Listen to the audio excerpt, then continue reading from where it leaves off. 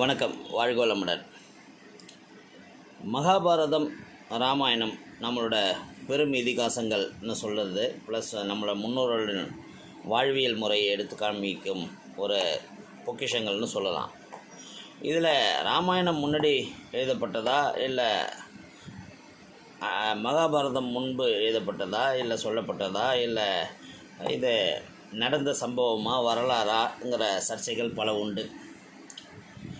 இன்னும் சொல்லப்போனால் மகாபாரதத்தில் ராமாயணத்தில் வரக்கூடிய அனுமான்கிற கதாபாத்திரம் மகாபாரதத்தில் பீமனை சந்தித்து பேசுவதாக ஒரு கதை வரும், கேள்விப்பட்டிருப்பீங்க நீங்கள்.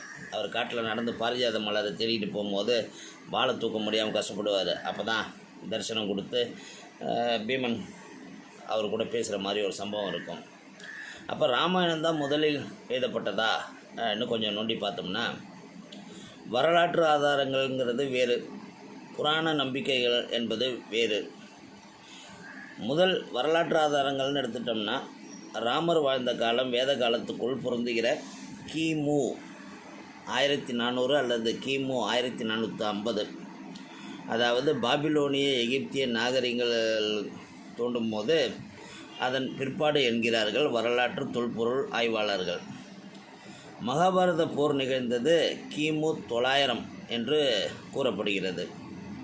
ஆகவே அனுமார் மகாபாரத காலத்தில் வாழ்ந்திருந்தால் அவருக்கு வயது 500க்கு மேல் இருந்திருக்கும். அதனால தான் அவரை நம்ம சிரஞ்சீவி என்று சொல்கிறோம். ராமாயணம் மகாபாரதம் இரண்டுமே சிந்து நதிக்கு மேற்கே நடந்திருக்க வேண்டும். திருதராஷ்டிரர் காந்தார நாட்டு இளவரசியை காந்தாரி என்கிறவங்களை திருமணம் செய்து கொண்டார். இன்றைக்கும் ஆப்கானிஸ்தானில் கந்தகார் ஒரு முக்கிய சிட்டியாக இருக்குது. நாம் மறக்கக்கூடாத ஒரு விஷயம் அதுதான்.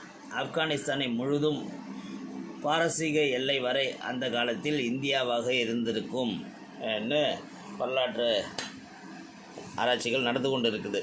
அதனால் இந்த ராமாயண காலம், மகாபாரத காலம், இதையும் மற்றவர்களுக்கு எடுத்து சொல்லுங்கள். புதிதாக தினந்தோறும் எதையாவது கற்றுக்கொண்டே இருப்பது என்பது உங்கள் மனதை நேர்மறை சிந்தனைக்கு திருப்பும் ஒரு விஷயம்.